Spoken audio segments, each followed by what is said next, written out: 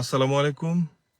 প্রবাস কথার সবাইকে শুভেচ্ছা জানাচ্ছি। আমি এম কে রহমান লিটন, ইতালির রোম থেকে। আশা করি সবাই ভালো আছেন। আমি আছি আলহামদুলিল্লাহ। যা হোক, আজকে একজন অমানবিক দালালের গল্প বলবো। অমানবিক কেন সেটা আপনারা বলার পরেই বুঝবেন। যে মাঝে মাঝে কিন্তু আমি বলে থাকি যে দালালরা ছিল বলেই অনেকেই বিদেশ আসতে পেরেছে। সো যারা আসলে কথার সাথে কাজে মিল রাখে তাদের আমি মানবিক বলবো।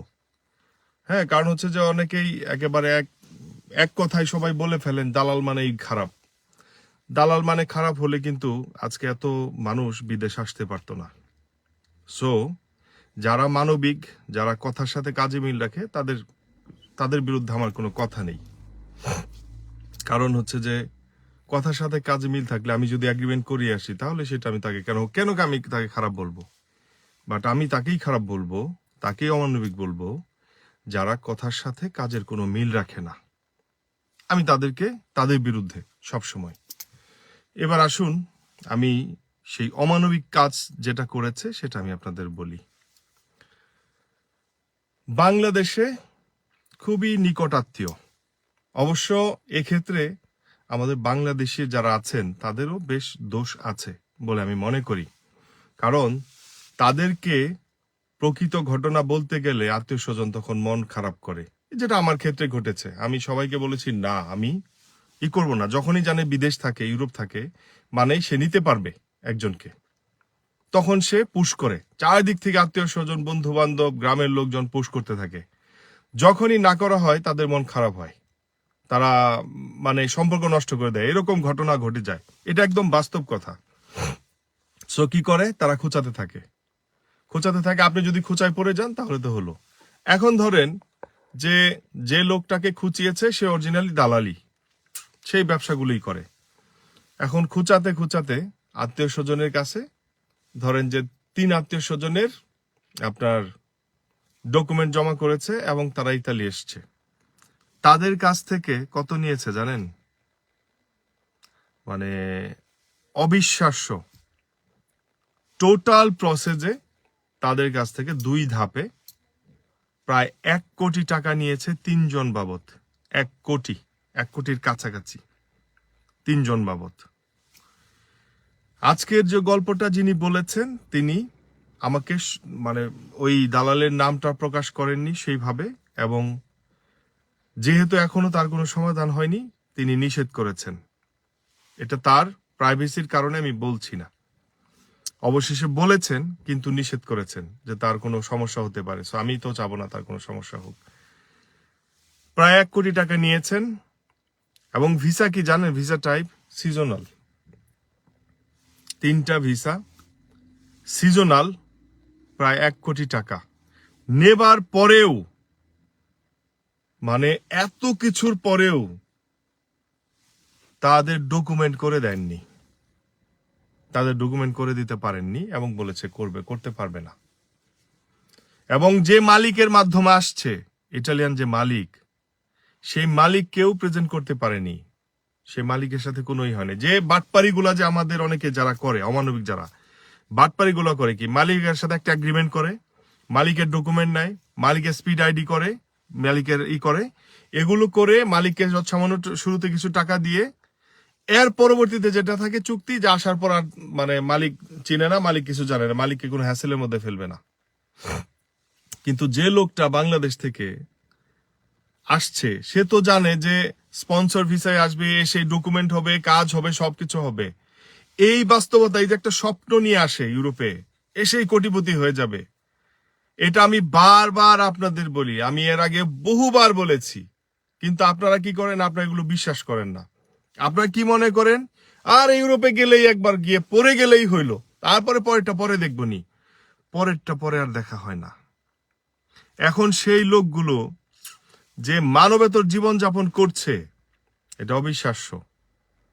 ঠিক আছে, এত মানবেতর জীবন যাপন করছে, শুধু তাদের চোখ দিয়ে এখন পানি পড়ছে যে এতগুলো টাকা একজনকে দেওয়ার পর আপনারা তো বুঝতেই পাচ্ছেন যে বাংলাদেশের মানুষের যত টাকাই থাকুক ভাই, একটা ডকুমেন্টের বাবদ 30 থেকে 32 লক্ষ টাকা দেয়া, এটা চারটেখানি কথা না ভাই।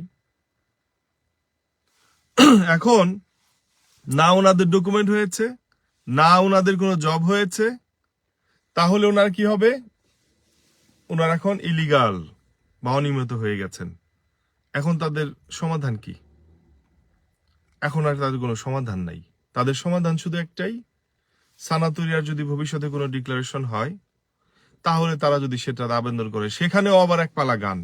সানাতুরিয়া হলেই তো কেউ ফ্রি ডকুমেন্ট করতে পারে না।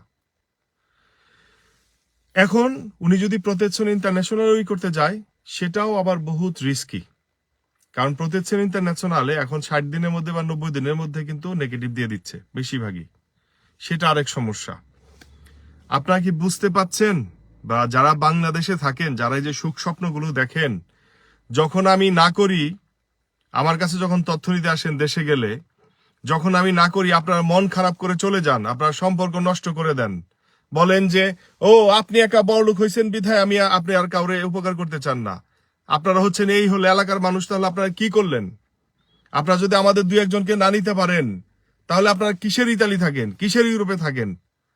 হ্যাঁ, আপনারা দু একজন লোকের উপকার করবেন না, নিজে বড় লোক হয়েছেন দেখে কাউরে বড় লোক করতে দিবেন না। ভাই টোটালি রং কথাগুলো। আমি সবসময় বলেছি যে আমি একদম নিঃস্বার্থে আমি আপনাদের হেল্প করতাম, যদি এই বিষয়গুলো শতভাগ নিশ্চয়তা থাকতো যে জমা করলেই আসতে পারবেন, এসে ডকুমেন্ট পাবেন, কাজ না পেলে তখন না হলে আমি সেক্ষেত্রে আপনাকে হেল্প করলাম। কিন্তু এগুলো দেখেন, চারিদিকে প্রতারণার ফাঁদ, চারিদিকে। আমি কাকে বিশ্বাস করব? আপনারা বুঝতে পাচ্ছেন ওই লোকটার অবস্থা এখন কোথায় আছে? সে না পারে ফাঁসি দিয়ে মারা যেতে, না পারছে বেঁচে থাকতে। তো বাংলাদেশ থেকে যারা এই যে সুখ স্বপ্ন নিয়ে আসবেন, যারা আছেন, আমার তো মনে হচ্ছে যে বাংলাদেশের 90% লোক স্বপ্ন দেখছেন শুধু ইতালি আসবেন। মানে ইতালি এমন একটাই হয়ে গেছে যে ওই যে তরমুজ ব্যবসায়ী একজন বলেছিল না, মধু মধু মধু, এখন সেই মধুর মতো হয়ে গেছে ইতালি, আপনারা যেটা ভাবছেন। অথচ ইতালির বাস্তবতা এখন এত এত বাজে, চাকরি, ভালো কোনো চাকরি নাই। এসে যারাই আসে স্পন্সরে আসছে, তাদের অধিকাংশই মানে 99.9% লোক জব মানে পাচ্ছে না, ডকুমেন্ট পাচ্ছে না, লিগাল ডকুমেন্ট হচ্ছে না। তাদের বিভিন্ন ইলিগাল ওয়েতে বিভিন্ন ভাবে তাদের মানবেতর জীবনযাপন তারা করছে। হয়তো দু একজনের হয়ে গেছে, আপনারা শুধু দু একজনের উদাহরণগুলো দেখেন। অথচ সেই 10-15 জনের না, সরি, মানে 100-র মধ্যে দু একজনের উদাহরণ দেখেন, বাকি 98-99 জনের উদাহরণ আপনারা দেখেন না। এগুলো দেখেন না আপনারা শুধু এগুলো ওই একজনেরটা দেখে আপনারা স্বপ্ন দেখতে থাকেন। যা হোক, আপনারা যদি আপনাদের ভালো চান, এখন যার বাস তো গেছেই, সামনে যদি আপনাদের ভালো চান, আপনারা যার সাথেই যে কোনো কিছু ডিল করবেন, বাই ডকুমেন্টারি ডিল করবেন। বাই ডকুমেন্টারি যদি ডকুমেন্টারি ডিল করতে পারেন, অ্যাটলিস্ট আপনি আইনের ব্যবস্থা নিতে পারবেন তার বিরুদ্ধে। আর যদি ডকুমেন্টারি ডিল না করেন, তাহলে আপনার পা আপনি কুড়াল দিয়ে কাটবেন, যত খুশি কাটেন। এই যে আমাদের এখন প্রবাস কথায় আপনারা অনেকেই অনেক কিছু করছেন, পাঠাচ্ছেন, অনেক প্রুফ পাঠাচ্ছেন, অমুক দালাল ভাই আমার এটা সর্বনাশ করে দিয়েছে, এটা করে দিয়েছে। আমি আপনাদের একটা কথা বলি, আমি বলেছি, যদিও আপনাদের পার্সোনালি লিখেছি, ইতালিতে এরা খুব স্ট্রংলি প্রাইভেসির ক্ষেত্রে, প্রাইভেসির দিক থেকে খুবই স্ট্রং। আপনি না আমার ভাই, না আমার ভাতিজা, বা আপনি আমার ভাই হলেও আপনি বাংলাদেশে যদি লেনদেন করেন, সেটা ইটালির টেরিটোরিওতে, সেটা কোনো ভ্যালিড নাই। ঠিক আছে? সো আপনি আমাকে হোয়াটসঅ্যাপ পাঠাচ্ছেন, প্রুফ পাঠাচ্ছেন, মেসেঞ্জার প্রুফ পাঠাচ্ছেন, স্ক্রিনশট দিচ্ছেন, আপনার হয়ে আমি কিছুই করতে পারবো না। কারণ আমি যদি আপনার হয়ে করতে যাই, আমাকে আরো উল্টা ফাঁসিয়ে দিবে। কারণ আমার কি এখতিয়ার আছে আপনার বিরুদ্ধে, আপনার হয়ে আমার এখানেই করার। এটা যদি বাংলাদেশে হতো, হ্যাঁ, আপনি অ্যাডভোকেটের মাধ্যমে একটা আইনগত ব্যবস্থা করবেন। ইতালিতে সম্ভব না ভাই। আমি কারো প্রাইভেসিতেই করতে পারবো না, হস্তক্ষেপ করতে পারবো না, এটা এটা খুবই কড়া আইন। সো এখানে এখানে কেউ কিছু করতে পারবে না। যদি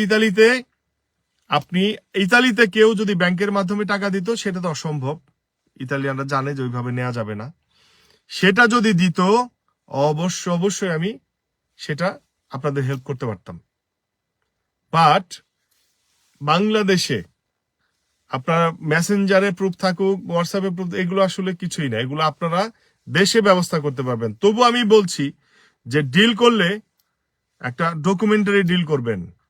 ডকুমেন্টারি যদি বাংলাদেশেও করেন, অ্যাটলিস্ট আপনি তার বিরুদ্ধে আইনানুগ ব্যবস্থা গ্রহণ করতে পারবেন। তারপরে সেটা ইফেক্টিভ হোক বা না হোক, অ্যাটলিস্ট আপনি করতে পারবেন।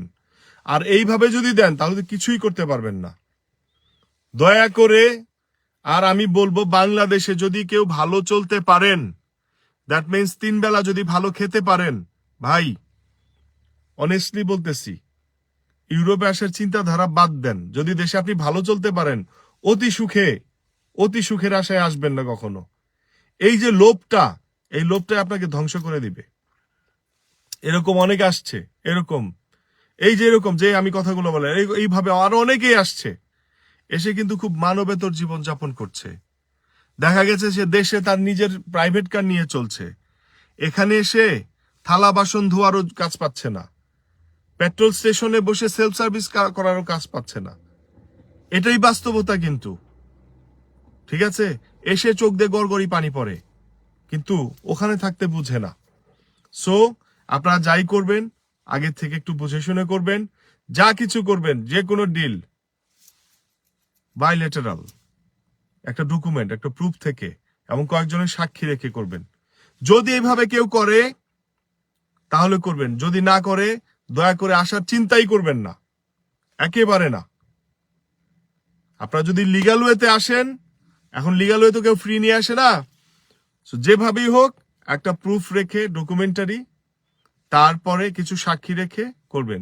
যদি কেউ, আমি আবার বলছি, যদি কেউ এভাবে করে তাহলে ওকে আপনি জমা দিবেন, আর না করলে দিবেন না। এবং আমি আগেও কিন্তু বলেছি যে ইনিশিয়ালি আপনি সামান্য একটা অর্থ দিতে পারেন, বাট যখন নুল রাস্তাটা হয়ে যাবে, ভিসা হওয়ার আগে আপনার কোনো ডিল করবেন না। আপনি এখন থেকে যা করবেন, এটা পরবর্তীতে আপনার জন্য ভালো এবং যিনি মাধ্যম দালাল তার জন্য ভালো, দুইজনের জন্যই ভালো, ঠিক আছে? তাহলে বিষয়টা গুরুত্ব থাকবে। তো আজ এ পর্যন্তই। আমি কি বলবো, আমি বাকরুদ্ধ, কারণ হচ্ছে যে এইভাবে এত প্রতারণার কৌশল মানুষ করতে পারে, এটা আমি অবাক হয়ে গেছি। আত্মীয় স্বজন, নিকট আত্মীয় যদি একটা মানুষের কাছে সিজনাল ভিসার জন্য 30-32 লক্ষ টাকা নিতে পারে, নেবার পরে ডকুমেন্ট করে দেয় না, তাকে আপনি কোন কোন জাতের মানুষ বলবেন? সে কি মানুষের অন্তর্ভুক্ত? এটা কি সম্ভব? তো সবাই ভালো থাকুন। আসসালামু আলাইকুম।